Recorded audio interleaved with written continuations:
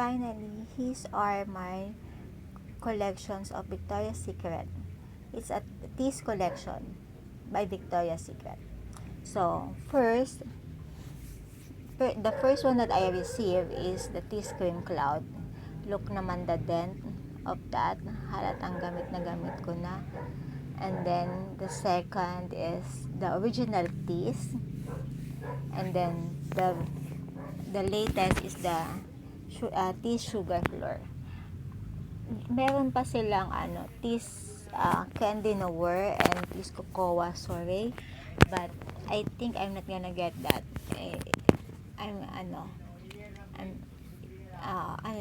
I'm contented na with the three. So, first, itong Teas Cream Cloud, ito yung personal favorite ko sa tatlo. Because itong Teas Cream Cloud, smells like whipped vanilla and meringue. Yeah. So, kaya talagang yung maamoy ko pa lang siya. My sister also got one. So, every morning, she uses it for his work.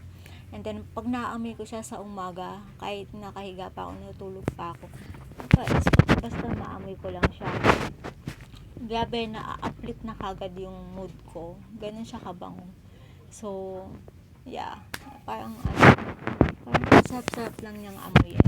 So, maybe because, I'm a gourmand lover also. So, I'm a gourmand girl. So, talaga yung hilig ko talaga yung vanilla-ish. Hindi siya sobrang tamis. Sakto lang siya. Basta, yung whipped meringue. Yun, ganun yung amoy niya talaga. At airy lang yung, yung smells niya. So, kaya hindi siya masyadong, pero yung projection niya, maaamoy mo siya. Lalo na siguro kapag malamig yung panahon, super siya. Tapos nagtatagal din siya sa akin, yung amoy niya. For me, long lasting yung scent nito sa for me. And then the second one is yung original Teas Cloud. Yung original Teas Cloud, for me, na amoy ko sa kanya, parang babae. Maybe because may pagka-sweet floral yung amoy niya. Ayan. So, kasi may daw to parang gardenia yata and black vanilla also. So, kaya yung amoy niya. Pag gusto mo lang siyang maging babae, ganun, feminine, like, parang naka-dress, like that. Floral na dress, ganun. Yung feeling mo girl na girl ka, ito yung magandang suotin. Ayan. And then, of course, yung the latest is the Teas Sugar Floor. Ito naman, for me, amoy, siya, cotton candy.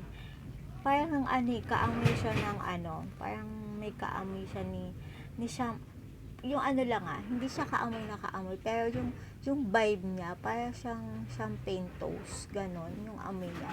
Pero parang mas mild naman kasi siya, cotton, for me, parang cotton candy yung amoy niya. Maybe because meron din siyang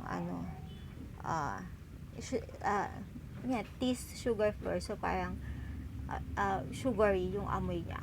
So parang whipped sugar. I think it's I think it's a whipped sugar notes. Kaya ayan. So ito yung mga favorite ko. Of course, first itong Teas Cream Cloud na ayan na yung dent. And then I think may ingirang ko sila. Of course, number 1 tong si Teas Cream Cloud. And then, pangalawa si Teas Sugar Floor. And then, pangatlo si Teas Original. So, ayan. These are all my Teas collection. And, I want to thank na, sana nag-gift sa akin ito. Sana all may nag-gift. Yan. All are a gift from me this February. I think Valentine's Day. Sana laging Valentine's Day para laging may gift. Ganon. So, yes. So, these are my collection.